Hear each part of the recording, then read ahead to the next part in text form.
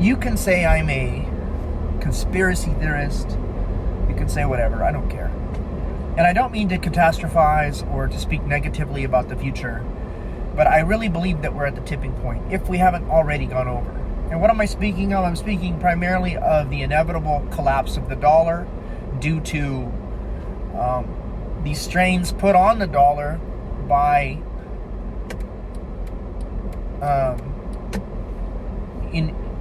incredible amounts of spending. Our debt is currently at $30-something trillion, and it's almost accumulating $1 trillion every 3 months now. It's going to be in a tailspin. Our GDP is wasted in payments to our loans on the national debt. We're earning, all of our earnings are now going towards to pay down the debt. And what are we doing? We're still spending. Inflation. We're still spending. And it doesn't matter Republican or Democrat, because they all do the same thing. It's always a problem for tomorrow. Well, when tomorrow comes and the dollar does collapse, and it's not an if, it's a when, because it's inevitable. Even through quantitative easing, the dollar is in a free fall. And when it collapses, you're talking about the currency of the world, not just one country. You're talking about no food, no electricity. You're talking about groups of people raiding people's houses for food. You're talking about crime in the streets. You're talking about mass shooting. The Bible says that 1/3 of the population will die. That's about 1 billion people. The Bible says that a rich man will bury his wealth in the earth, in the very same day that wealth will be worth nothing. You know what that is? That's called hyperinflation. Okay? And if you don't think that happens, look at history. The Weimar Republic. Look at some African countries. Right? Zimbabwe. Look at Venezuela.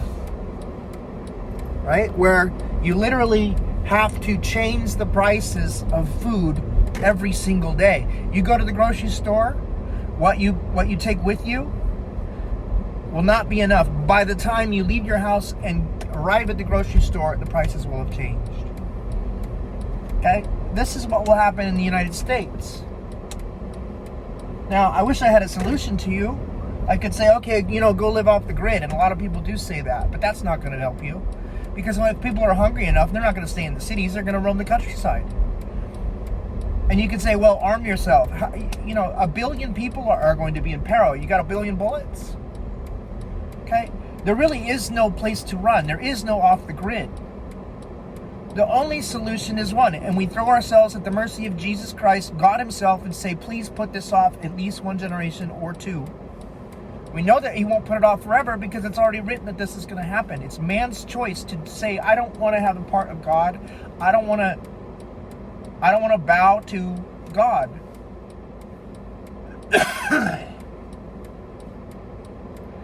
And I really believe it's going to come through the Marxist